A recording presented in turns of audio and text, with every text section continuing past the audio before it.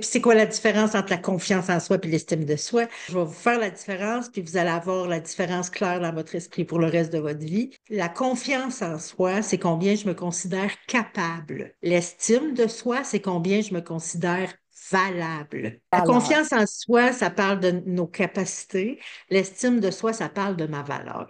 Ça parle de l'importance que je m'accorde. est-ce que les deux vont de pair? Plus je suis capable, plus j'ai de la valeur, ou plus j'ai de la valeur, plus je suis Mais, capable? Comme, des fois, je vais dire, c'est comme les deux jambes qu'on a pour avancer dans la vie. Fait que c'est sûr que si tu as les deux, tu vas avancer mieux puis plus vite. Mais c'est possible d'avoir confiance sans estime. Je peux me sentir capable de faire plein de choses, mais pas sentir que je suis important. Puis le contraire est aussi vrai. Je pourrais ne pas avoir confiance en moi dans plusieurs domaines, mais quand même avoir de l'estime de moi, me sentir valable. C'est une erreur de dire j'ai confiance en moi ou je n'ai pas confiance en moi. On devrait toujours dire j'ai confiance en ma capacité de. Puis j'ai pas confiance dans ma capacité de. Tu as confiance dans ta capacité de marcher. Tu as confiance en toi quand tu marches que tu vas marcher sans tomber.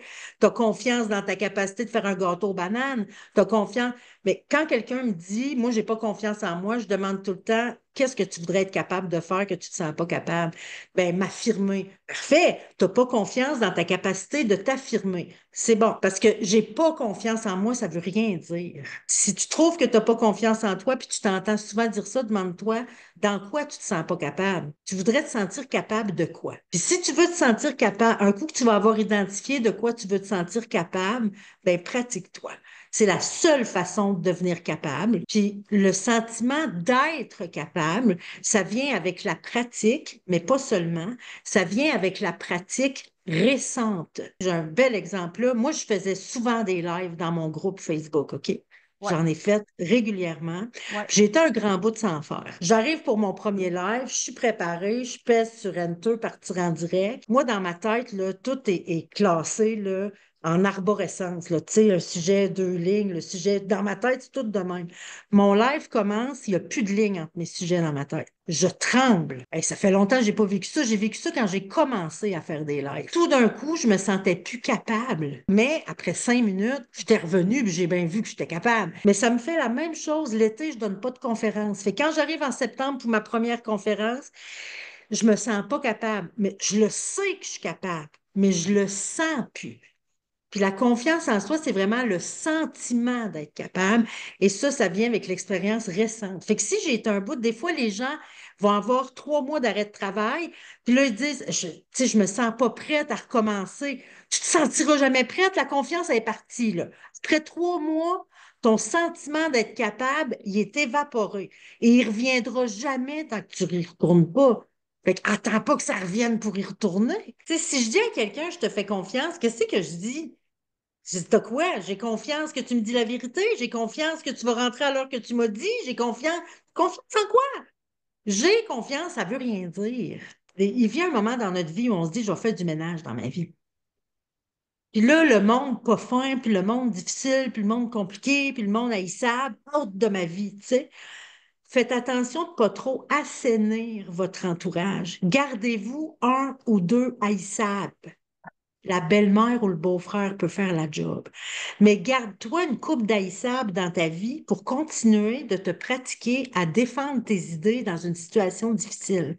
Parce que si tu assainis trop ton entourage, puis là, tu as juste des gens qui sont bienveillants, qui sont gentils, qui écoutent, qui respectent, qui considèrent, ben si dans 2 ans, tu es dans une situation où tu tombes sur un haïssable qui est vraiment pas fin avec toi, tu seras plus capable de te défendre. Parce que ton muscle de te défendre, il va s'être atrophié. Tu n'auras plus confiance dans ta capacité de te défendre parce que tu ne pratiques plus. Le souper chez le beau-frère tannant, puis haïssable, puis fatigant, ben, ça devient une expérience parce que là, je me dis, je m'en vais me pratiquer à soir. Fait que là, je t'attends, puis là, je dis quelque chose, puis il m'envoie une petite vacherie, il me dit, ah ouais, Karen, je réponds pas à une vacherie. Je suis ici pour ça, je suis là pour me pratiquer. Mon beau-frère, que j'haïssais, devient le beau-frère qui est bien, bien utile dans ma vie parce qu'il me permet de garder mon muscle de me défendre actif. Tu sais, ça change toute la perception de mes soupers quand je m'envoie chez mon beau-frère, là. Ça arrive des journées où on a besoin de mettre notre pied à terre. Ouais. Puis si on ne se pratique plus à le faire, quand ça va être le moment de le faire, on n'aura Ouais. pas la force de le faire. Et où la Ben, différence entre je m'entraîne, je me pratique, puis cette personne-là me fait vraiment pas de bien, puis j'y vais plus. En fait, si j'y vais pour me pratiquer, c'est la seule raison pour laquelle j'irais. Je vais pour maintenir mon muscle de me défendre actif. Mais tu sais, c'est juste si j'ai envie d'aller faire ça. Si tu n'as pas envie de pratiquer ça, va pas là, puis pratique-toi autrement. Mais trouve un moyen de te pratiquer à défendre tes idées. De mon point de vue, c'est un muscle. C'est pas un muscle que je voudrais entraîner tous les jours. Mais la journée où je vais l'avoir besoin, j'aimerais ça qu'il soit encore là. Dans ta vie personnelle, OK, comme toi, comme être humain, est-ce que ça t'arrive encore de devoir sortir tes gants de boxe? Pour moi, simplement dire ce qui est en train de se passer là, ça ne me convient. Moi, je ne tolérerais pas qu'on me crie après. Fait que c'est sûr que si tu te mets à crier après moi, que ma réponse, ça va être cesse de crier maintenant parce que sinon je m'en vais. Je tolère pas ça. Là, je dis crier, mais c'est que ce serait crier. Si tu essaies de banaliser ce que je vis, ça passera pas. Tu sais, il y a des façons de me traiter qui passeront pas.